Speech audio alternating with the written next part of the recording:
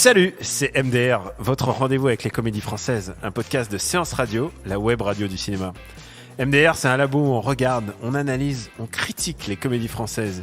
Et aujourd'hui, on va parler de Mauvaises Herbes de Kéron, avec Kéron, mais aussi Catherine Deneuve et Entrée du Solier. Mes écoliers à ma table sont Perrine Kenson. Salut Daniel. Et Hugo Alexandre. Salut Daniel. C'est un projet avec des enfants en difficulté. Et toi, tu dois les garder jusqu'à ce que je trouve ton remplaçant. Ok, je vais essayer. Non, t'essayes pas. Tu fais en sorte. Bonjour. D'habitude, les gens, comme ils répondent. On va voir comment ils s'en sortent. Il a de la ressource.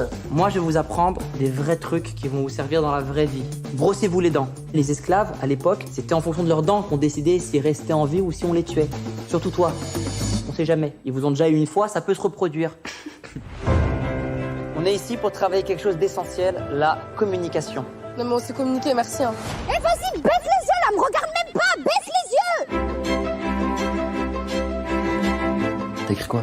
H-O-P-L-A, des hop là. J'ai pas le temps, fais-moi des hop là. C'est ça, voilà. Grosse vanne. J'adore quand ça. J'essaie toujours de choisir le moment où ça va se finir par une grosse vanne, et c'est pas la pire. Non. C'est pas la pire. Oh non. Non, c'est l'histoire de. Mais ça ne fait que commencer. Accrochez-vous. Wael, qui est un ancien petit délinquant, il vit en banlieue et un jour il se fait choper alors qu'il faisait une arnaque avec Monique, qui est une femme à la retraite et qui s'occupe de lui. On ne sait plus pas qui vraiment s'occupe de l'un de l'autre. Et ils se font choper alors qu'ils essayaient d'arnaquer quelqu'un, un vieux monsieur qui est joué par André Dussolier. Et finalement, ce mec, qui connaît Monique depuis très longtemps, il dit « Bah écoutez, vous allez travailler pour moi, sinon je vous balance aux flics ». C'est toujours sympa de commencer un travail comme ça. Et du coup, elle se retrouve comme responsable d'un groupe d'ados qui ont été expulsés de chez eux, expulsés de leur école parce qu'ils étaient soit insolents, soit violents, soit ils étaient carrément absents. Et du coup, va naître cette espèce d'osmose entre adolescents où il va essayer de les guider et en même temps, il va guider lui-même son propre chemin. C'est, vous avez, tu vois déjà où ça va. Je vois à ton rire que tu as beaucoup ri donc dans cette Perrine. J'avais dit les écoliers, mais je vais m'adresser pas à l'écolière, mais plutôt à la prof. Perrine, est-ce que tu as senti cette fibre professorale? Qu'est-ce que tu as pensé de Mauvaises Herbes? Je me suis sentie assez proche de Wael en soi, dans le sens où on peut être prof sans bagage pédagogique derrière, hein, visiblement. On se démerde. Meilleure critique, il n'y aura jamais une pire critique que soi-même. Très bien, bravo. Mais je suis dur avec toi. Je suis dur avec moi-même. Non, mais en vrai, moi j'avais beaucoup aimé le premier film de Kéron, Nous trois ou rien, où il racontait son histoire, enfin l'histoire de ses parents, du moins, que je trouvais pour un premier essai quelque chose de très personnel, d'assez tendre, d'assez efficace en réalité dans la manière dont c'était narré, et même assez drôle en réalité plutôt. Et donc je m'attendais un petit peu à ce style-là en allant voir Mauvaises Herbes, quoi. Et c'est sympa de le considérer comme une comédie, hein, parce que c'est vraiment fait pour ça. C'est vendu comme feel good movie. C'est du feel good. La musique qu'il y a dans la bande-annonce avec les violons et tout. Mais avec un petit fond social, parce qu'on traite aussi les comédies sociales ici. Tout à fait. Rappelons-le, on sort quand même du grand bain. Et donc on est parti d'une comédie sociale de qualité. Et là, qu'est-ce qui s'est passé Hugo? Difficile question. Non, le problème du film, je pense, c'est qu'il n'y a pas un film, il y a 3 films. C'est ça, il y a 4 films en un, quoi. À 4, ouais. Moi j'en ai 4. Donc alors, est-ce qu'on peut dire, vous dites 4 films en un? Moi j'ai l'impression qu'il déjà temps ressenti 4 heures. J'ai l'impression que le film a duré 4 heures et c'était abominable. J'ai rarement autant regardé ma montre parce que c'est trop long, les scènes sont trop longues, il y a des trucs que tu peux virer. Ouais, alors il y a 3 ou 4 films de niveaux hétérogènes, disons, parce que il y a une espèce de romance entre André Dussolier et Catherine Deneuve. Donc Catherine Deneuve est secrétaire de Dussolier par la force des choses, et en fait il y a une espèce d'idylle naissante entre deux vieux amis, et en fait c'est assez marrant. Eux ils sont plutôt marrants, plutôt touchants. Mais ils tournent un peu en vase clos, quoi. Ils sont jamais en lien avec les autres personnages. Et, je crois pas qu'ils aient des scènes en commun à part la scène de fin, quoi. Et au début, voilà. Ouais. Il y a les flashbacks en Iran qui sont pas inintéressants. Bon, c'est pas l'aspect comique du truc. Ils sont tournés de manière patate un peu. Ouais, c'est pas très fin, mais c'est pas honteux. Lourd. Voilà. Bon, Patate, ça m'a pas trop dérangé. Lourd, patate. Je crois que les féculents parlent d'eux-mêmes. Moi, ce qui m'a vraiment dérangé, c'est le film. C'est le cercle des poètes disparus avec Kairon, là, ou les choristes. Enfin, je sais pas quoi. Mais c'est pour que ça fonctionne, il faut que le mec ait un charisme de fou, quoi. Et ce qu'il fait, c'est juste il fait les chutes de ses spectacles qu'il a pas utilisés. Il dessine des illusions d'optique sur ton tableau blanc. Putain, il y a ce il moment crée horrible. des leçons de vie à partir de. Enfin, il y a un moment où il dessine Un lapin canard. un canard le et les lapin gens canard. disent mais c'est un canard, mais non, en fait c'est un lapin si tu le regardes. l'important. Ouais. Non mais c'est le même qui a circulé sur Facebook pendant 1000 ans. Tout le monde était là. Enfin, et c'est un message de paix, quoi. Genre, oh là là, on voit des choses différentes, mais tout le monde a raison. Enfin, Il aurait pu sortir une robe dorée et bleue. Ouais, voilà. Et en fait, du coup, il fait le truc de l'illusion d'optique. Alors, quand il arrive, les gamins, ils disent non, mais qu'est-ce que c'est que ce connard, dégage. Et il fait l'illusion d'optique. Et là, il dit putain, mais quel génie ce mec. Il faut qu'on l'écoute. Alors- Et il faut qu'on revienne le lendemain, alors qu'on n'est pas obligé. Enfin, je veux dire, c'est. Oui, alors et il faut dire un truc, c'est qu'il les paye. En fait, Oui, il leur fait c'est vrai qu'il les paye. il leur fait 10 € à chaque fois. Non mais ça encore, moi, pourquoi pas. Enfin, cette espèce d'utilisation, voilà, de dire bon, les gamins au début on a un petit peu du mal à les avoir. Enfin, pourquoi pas. Enfin, en effet, je trouve il y a 3 films, mais moi je voyais en plus de films parce que pour moi il y a un Catherine Deneuve movie, parce que ça fait un petit moment que je trouve qu'il y a un genre qui se crée, le Catherine Deneuve movie. Elle joue elle-même toute seule. Et ben elle joue un peu toujours le même type de personnage. Je trouve que dans un film comme La riche bourgeoise, un peu qui est. pas forcément bourgeoise, justement, une mais femme un peu effarouchée, un peu de la vie. Ah non, plutôt une Non. femme du peuple. Elle, comme dans Elle s'en va, par exemple, Ouais. ou là en tête, dans La cour, par exemple aussi. Ouais. Il y a Bonne pomme. hein Si, bonne pomme. Bonne avec- pomme, Dans voilà. Bonne Pomme aussi. Voilà, le et je trouve truc qu'il y avec a Depardieu. voilà, il y a un truc, il y a le Catherine Deneuve movie qui est en train de se créer. Il y a une tendance qui est en train d'arriver. Et moi, je trouve par exemple cette histoire d'utilisation des flashbacks. En fait, à chaque fois qu'il y a un flashback, c'est pour illustrer une situation avec l'un des gamins. Et donc, Et rappeler que ça avait un impact aussi sur la vie de Kairon.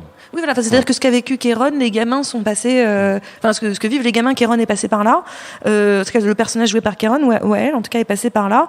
Et c'est tellement lourdingue comme principe, et puis pas très bien foutu. Moi, j'aurais préféré qu'il me raconte dès le début. La scène d'intro est pas si mal en réalité. La scène d'intro où on est dans un village, je ne sais pas trop quel pays, et tout le monde se fait décimer, et il a vu sa famille mourir. Et ça puis, suffisait en fait. et en fait, on pouvait s'arrêter là, quoi. Et Ouais, après, moi j'aime bien il juste l'aller-retour sur le quotidien un peu futile et badin, mis en perspective avec ce qu'a vécu le mec, qui est franchement c'est pas comparable, c'est horrible ce qu'il a vécu.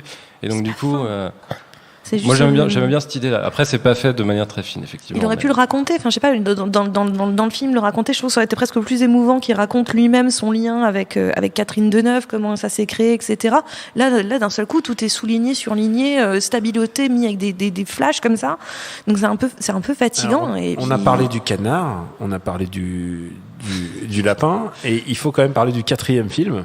Qui n'a rien à voir avec tous les autres, c'est qu'il y a une base de polar qui s'inclut, oui, qui est complètement parachuté. parachuté, 15 films en fait. qui est parachuté, et on découvre qu'il y a Alban Lenoir qui utilise Flic-ripou. un flic ripou qui utilise, mais genre en flic ripou, mais genre t'as l'impression que c'est les inconnus. C'est pas sa faute, hein. C'est pas il le joue Ah comme oui, il le fait bien. Ah non, mais lui, ça va, hein. C'est juste que il est parachuté dans le film dans le sens, je suis un flic ripou, et il braque un des gamins, et au fur et à mesure, et il y a un endgame quand même pour tout ce polar, puisque t'as un ending à la Usual Suspect, mais bon, Usual Suspect à niveau de Les Mauvaises Herbes par Kairon, qui est à base de flashback. Ah, c'était ça, tu vois, et c'est pas du tout satisfaisant, et tu te dis, ça a servi pas à grand chose en fait. Non, et puis pourquoi chaque gamin est obligé d'être un cas? Enfin, littéralement, il y a 6 gamins, il y a 6 cas, quoi. Il y a 6 cas de 6 cas problématiques. C'est un film à thèse, c'est un film qui nous explique chaque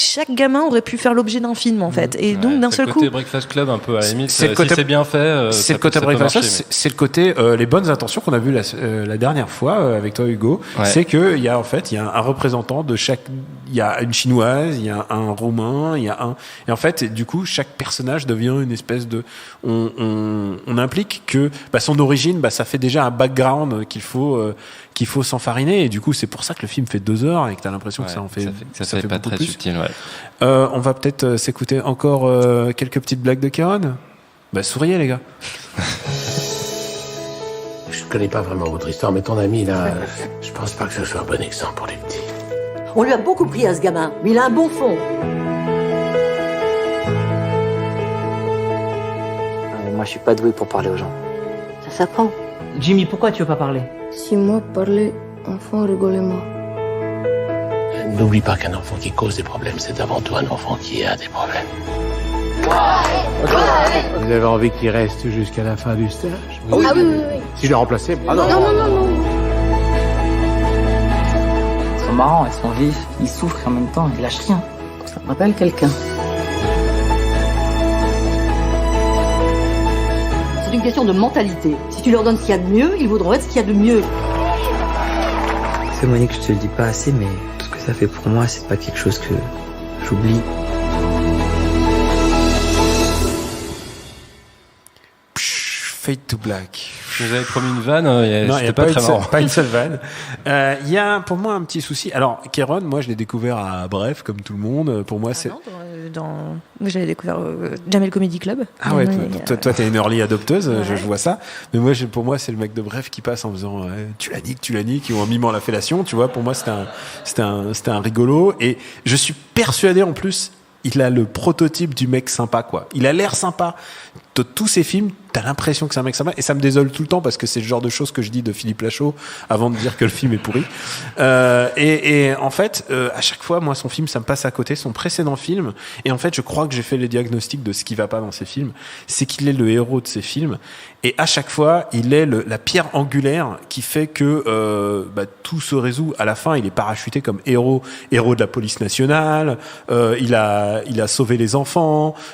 Il a sauvé littéralement la Catherine Deneuve, il a sauvé sa vie amoureuse. Il est littéralement la pierre angulaire de tout ça qui les sauve, et c'était le même problème que dans son précédent film où il sauvait sa famille. Il jouait le rôle du père, mais il le jouait lui-même, et en même temps il y avait un bébé qui était censé le représenter. Il chiait sur un policier au moment où il faut se faire arrêter, donc du coup il sauvait aussi toute sa famille sous 15 manières différentes, et en fait je crois que il se donne à chaque fois trop le beau rôle, et du coup ça, pour moi, c'est ça le problème, c'est que tu peux pas tout faire, Kéron. Il faut déléguer. Tous les gamins, c'est pas juste des faire-valoir de ton super-héroïsme, en fait. Moi, c'est ça qui m'a le plus emmerdé. Ah, mais je suis totalement d'accord sur le deuxième, en tout cas sur le mauvais herbe. Autant je l'ai moins ressenti dans Nous trois ou rien, parce qu'encore une fois, c'était une histoire personnelle, et bon, moi, ça me dérangeait pas le fait qu'il incarne son père. Je trouvais qu'il y avait une certaine logique derrière tout ça. On sentait quelque chose de très fort et très personnel dans le film, qui moi marchait très bien pour moi, en fait, parce que je sentais que c'était une histoire qu'il avait eu le temps de beaucoup remuer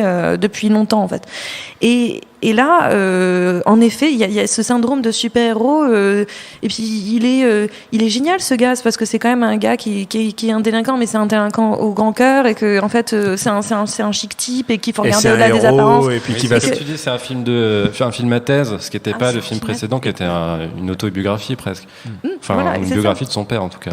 Et de lui, puisqu'il est en bébé. Oui, mais bon, après, voilà, c'est logique aussi. Mais je veux dire, là, on est dans quelque chose où il veut raconter beaucoup trop de choses à la fois. Et après, c'est tout à son honneur de vouloir aborder des thématiques fortes, pourquoi pas. Mais il faut que ça soit structuré. Et le film n'est pas structuré. Le film part dans tous les sens. Donc moi, j'avais du mal à me concentrer, en réalité, sur telle gamine ou telle... Puis il y a des blagues, je suis désolée, mais il y a des blagues dans ce film. Alors, il y a des blagues qui marchent, mais il y a des blagues, elles sont limites, elles sont franchement limites. Moi, j'ai trouvé des blagues. C'est d'un niveau escalope, salope, quoi. C'est vraiment. Des blagues sur les femmes, des blagues sur les homosexuels, des blagues genre, mais mec, c'est pas. Il n'y a pas le dégagement nécessaire pour que ça soit si drôle, en fait. C'est même lourd, quoi. Arrête ça. Enfin, ah bah oui, mec, t'as un t-shirt rose, donc on dirait que t'es gay, quoi. Tu vois, j'ai choisi de l'oublier, mais que tu dormais à ce moment-là. C'est vrai. Il y a toujours un petit moment où tu sais, ton corps, il essaie de te protéger de tout ça. C'est ce que j'appelle le mode veille. Et il s'est mis en mode veille. J'ai vu ça une fois, mais c'était un film avec Danny Boone et Poulvord. J'ai eu le moment stop, le moment où je sais que plus jamais je rirai au film. Putain, moi je l'ai pas, le mode. Le mode du coup, je me tape tous les truc, quoi. Ah, C'est putain, moment mais- shift. Et tu sais quoi? Et en plus, ce que j'aime bien, c'est que tu te sens un peu coupable de t'être endormi. Et en général, puisqu'on l'a vu ensemble, je te tape le coude et je fais genre, ouais, c'est bien, hein, jusque-là. Genre, j'essaie de faire genre le mec qui a regardé. Et là, je te dis honnête, non. hein. Alors que j'ai eu vraiment 5 minutes de blackout salutaire, en fait. Est-ce que ce genre de comédie est pas faite pour toujours échouer, en fait, parce que c'est intenable, en fait, ce genre de pitch. Est-ce qu'il y a eu des cas d'école de bons films de ce genre-là? Gardez vos recos pour plus tard, mais Il faut Robin Williams au lieu de Cameron, en Ouais, fait. c'est ça, en Il fait. faut un grand comédien, un mec qui a un charisme énorme. et un vieux, en fait. Non, puis surtout, Alors, oui. limiter, Ouais. quoi. Limiter, ne pas vouloir faire 10 sujets à la fois. Parce que là, à la fois, il nous parle d'une enfance malheureuse dans un pays du Moyen-Orient, visiblement, de ce qu'on comprend dans les décors, parce que je crois qu'il est jamais cité, le pays dans lequel Non. ça se passe. Et récupéré par une bonne sœur. Récupéré par une enfin, il parle ouais. de ça, il veut te parler de tellement de sujets. Mec, resserre, fait 2 films, enfin je sais pas, mais juste resserre. C'est vraiment pour moi le vrai problème du film, c'est qu'il a beaucoup trop d'ambition et trop de lui en son centre, quoi. Donc il y a vraiment, va falloir sincèrement serrer tout ça, quoi, parce que c'est. Il y a un autre souci, c'est le rythme. Je trouve dans la partie justement cours, classe, je trouve que ça va beaucoup trop vite. Il coupe 1 seconde trop tôt à chaque C'est fois, un donc peu du cut, coup ça ouais. fait tac tac tac et on comprend même plus qui parle. Enfin, c'est. Je pense qu'il peut s'améliorer en réglant un peu ça, en se calmant un petit peu et en essayant pas de faire du stand-up Et surtout, une vanne arrêter toutes les les 3 vannes, secondes. parce qu'il y avait vraiment des vannes, on l'a entendu, la œuf au plat, c'est vraiment à ce niveau-là, quoi. C'est de la petite vanne et. Oui, c'est. Non, mais encore, c'est vraiment pas la pire. Hein. Enfin, c'est Non, il y sincèrement en pas la avait pire. une Hein. qui était scandaleuse, j'aurais dû la noter. Mais non, c'est vraiment, ça vole pas très haut, en fait. Et, Non, mais après, je comprends, c'est le vrai feel-good movie. Enfin, il y a le but, c'est un film avec plein de bons sentiments, en réalité. et il faut et dire, c'est pas, les gamins c'est pas un jouent tort. plutôt bien, en plus. Mais en fait, personne ne joue. Moi, par exemple, il y en a un pas que je trouve tous. toujours parfait, c'est Ouais, c'est du Solier. Il n'y a rien à faire. Du Solier Qu'est-ce peut qu'il faire. fait Bah, du les Solier? deux, Il est du tout le temps Solier, bien. Mais du Solier, il fait ce qu'il veut. Moi, je m'en Du fous. Solier, il est content de toucher son chèque, il fait le rôle, il rentre chez lui Il le est très soir, bien. il est très, bien. très bien. Il y a un bon running gag sur les biscuits. C'est le seul moment où j'ai ri. C'est très drôle. La Ouais, blague bah des ouais. biscuits, Et ça c'est c'est une blague de drôle. Du Solier que donc, Bah tu ouais. vois pas souvent. Ouais, c'est une blague très très drôle. Enfin, voilà, on dit blague de biscuits, personne peut comprendre. Mais si vous voyez Non, le faut film, pas il y a qu'on une la blague. fasse parce que Bah, ça rend sera pas Les gens, drôle. les gens C'est croient que c'est visuel. super drôle aussi. Donc, C'est c'est pas, visuel. c'est pas Non, fou, quoi. c'est mais 6 sur 10. c'est- La vanne. Hein. Oui. Alors, c'est le moment, tu t'engages, t'as dit 6 sur 10, mais combien tu mets, Hugo, pour aller voir ce film? Alors, à un moment dans le film, il y a une espèce de magouille avec le flic Ripou qui dit vas-y, je te vends un billet de 10 € à 1 €. Et donc, du coup, je vais diviser par 10 le prix d'une place de ciné. Donc, je vais payer 1,14 € pour ce film. C'est vrai que oui, c'est 10 €. Oui, c'est une espèce de calcul tout Voilà, pourri. c'est ma magouille. Ouais, très, très bonne magouille. Et toi, qu'est-ce que tu nous magouilles comme prix? Est-ce que tu emmènes tes élèves J'y ai pensé pendant le film, je me suis dit non. Mais non, mais honnêtement, c'est parce que j'aime bien les acteurs qui sont dedans. Je trouve que eux s'en sortent très bien. Enfin, avec ce qu'ils ont à jouer, ils s'en sortent bien. Donc moi, je mettrais 2 € pour eux. Mais pas pour l'histoire et pas pour et puis 2 € parce que finalement moi j'ai l'impression d'avoir vu 5 films en 2 heures, donc c'est pas si mal en termes d'économie de temps et d'argent. Merci. Le bon ratio. Merci, bon ratio. Moi, je préfère en voir un bien que 5 pourris, mais c'est moi. Bah, écoute, il faut aussi que je m'implique. Moi, je mets 1 €. Non, je mets 50 centimes, quoi. Vraiment, c'est pas bien.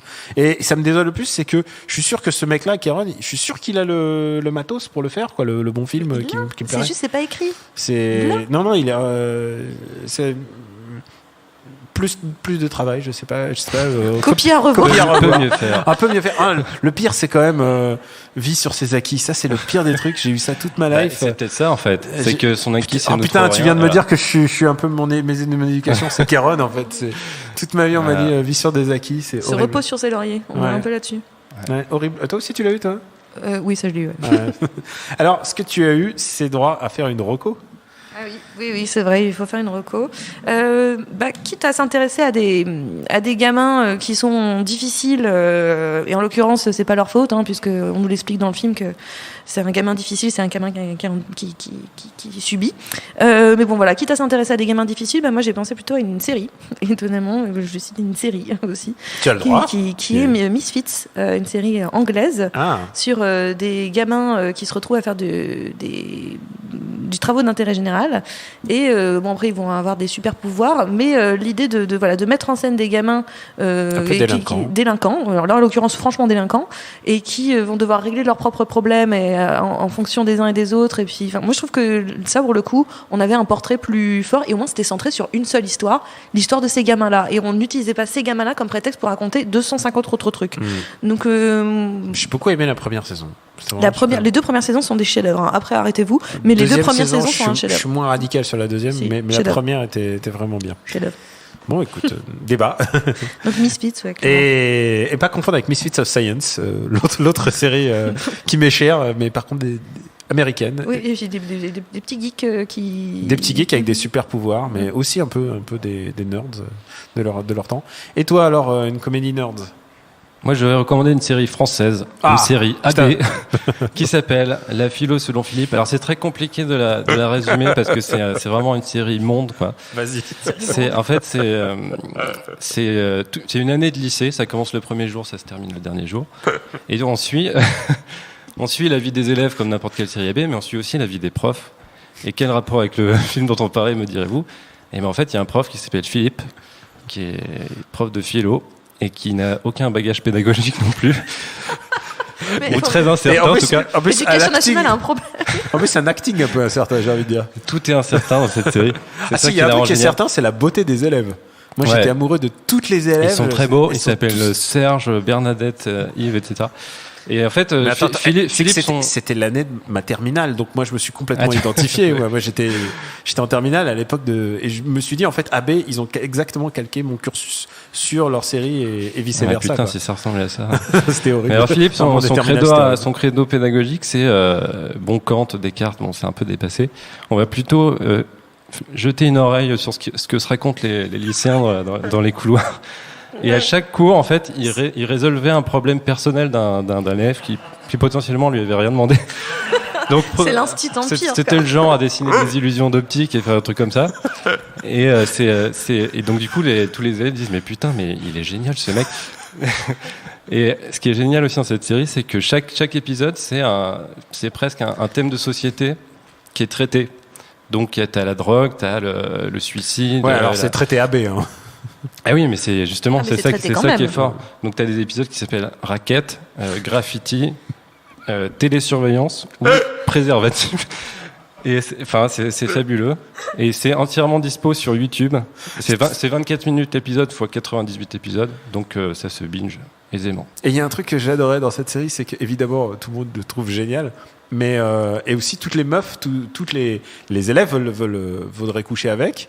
Oui, et aussi il est très beau et puis il a un petit air un peu narquois. Il a un petit air narquois, mais en fait je pense que c'est surtout parce qu'il sait pas jouer. En fait, il a une espèce de distance naturelle, alors qu'en fait je crois qu'il lit des fiches. Je crois qu'il lit des fiches qui sont posées partout. Ouais, mais les profs de philo ils sont toujours un peu bizarres, donc on peut considérer que c'est. Et moi mon prof de philo il faisait le cours au bar en fumant des clopes. Hein. C'était un 68. C'est cool, prof de philo. Ah ouais, le dernier cours avant le bac, c'était ça. Hein. Ce qui est bien, c'est et on fait un flip. C'est qu'il y a plein d'autres profs le point central de la série hors la salle de classe, c'est la salle des profs. Et il se passe toujours des trucs incroyables. Et il y a notamment le meilleur pote de Philippe, c'est une espèce de prof de maths qui est joué par le frère d'Olivier Galfion, de Jean Galfion, pardon, qui s'appelle Olivier Galfion, et qui est un prof de maths un peu pervers, un peu MeToo. Il y a toujours des discussions de profs incroyables. Et j'ai jamais vu ça ailleurs. Et il lui donne toujours des bons conseils, genre tu ne devrais pas faire ça. Putain, quelle bonne. J'ai envie de me les revoir. Mais oui, mais il faut. Maintenant que c'est sur YouTube, je vais passer des bonnes soirées. T'en regardes 2-3 et je te garantis que t'as envie de tout te faire. Ah, et c'est en plus, oui. Ça me rappelait mon enfance. Et la musique, en plus, il y a un truc hypnotique. Alors moi, pour Marocco, évidemment, quand je vois ce genre de film, évidemment, je pense aux classiques. Des classiques, c'est Dangerous Minds, Esprit rebelle, parce que je vois Michel Pfeiffer avec son petit blouson cuir et son jean qui se pose devant Coolio et tout. Et voilà, pour moi, c'est toute mon adolescence. Tu veux dire un truc, Péril? Non, en fait, non, j'ai une autre reco. Ah bah, allez, vas-y, lance-toi. On n'est pas couché. Sister Act 2. Pourquoi? Sister Act 2, mais parce que là aussi il y a une histoire de bonne sœur, puisque c'est Sister Act, c'est Whoopi Goldberg qui est en bonne sœur, et elle doit s'occuper d'une classe dans un lycée difficile de je sais plus où, du côté de New York. Enfin, j'imagine que. Enfin bon, dans un endroit difficile. Et donc voilà, c'est elle qui doit apprendre à gérer des élèves, à leur donner un but et à régler des problèmes qu'ils ont, des problèmes parentaux, des problèmes sur leur sexualité, des problèmes. Tout ça avec des chansons de fifou et des chorégraphies de bonne sœur. Et c'est génial. Ça, c'est parce qu'ils ont vu l'épisode Capote de la philo selon Philippe. Non, mais voilà, Sister Act 2, ouais, ça misfits. Et du coup, je pouvais pas finir quand même sur Esprit rebelle, donc en français. Et je me suis souvenu quand même qu'il y avait une comédie l'année dernière qui était vraiment une bonne comédie d'ado et avec des personnages intéressants, et une comédie qui est un peu passée inaperçue, et c'est pas Prof 2 les amis, c'est La Colle de Alexandre Castagnetti, qui reprend à la fois Breakfast Club comme principe, mais aussi Le Jour le plus long, puisque c'est un éternel reboot. Donc c'est un gamin qui va apprendre à essayer de Un jour sans fin. Le jour de la marmotte. Un jour sans fin. Un jour sans fin, pardon, excuse-moi. J'ai fusionné les titres. Merci. Le jour le plus long. Le jour le plus long. Le jour le la guerre. John Wayne, il est bien dans La Colle. Et du coup, ouais, bah, ce qui se passe, c'est que le gamin va d'abord apprendre à être meilleur, mais en plus, tout le monde va un peu s'améliorer. Il y a beaucoup d'humanité en fait là-dedans, sans que ça soit poussif. Et ça, c'est un truc clé, c'est que quand tu fais un truc pour les ados, si tu fais un truc poussif, en général, ils trouvent ça lourd. Et en fait, ça marche aussi pour les adultes. On trouve ça lourd aussi. Et là, à La Colle, il y avait vraiment un moment de putain, j'ai passé un bon moment et j'ai vu des ados pas relous et ça passe à la vitesse de l'éclair. C'est 1 minute 30 et voilà, c'est un exemple de ce qu'il faut faire si tu veux faire une comédie d'ado cut et bien tenue, quoi. Vraiment, La Colle, je vous le recommande. Je trouve que c'est vraiment passé de manière. Ouais, c'est dommage, c'était vraiment pas mal. C'était vraiment bien et c'est passé un peu inaperçu. Merci à Quentin, notre éducateur à la technique, pour nous retrouver. C'est MDR sur Apple Podcast et toutes nos applis dédiées et sur SoundCloud. Merci de vous abonner et de laisser des commentaires et d'en parler autour de vous. La semaine prochaine, on a rendez-vous avec une comédie. C'est peut-être une adaptation d'une BD, qui sait? Je tease un petit peu pour une fois que c'est pas une comédie sociale avec des gens en cours ou des gens qui passent le permis. Voilà, on vous embrasse très fort et on vous dit à la semaine prochaine. Ciao.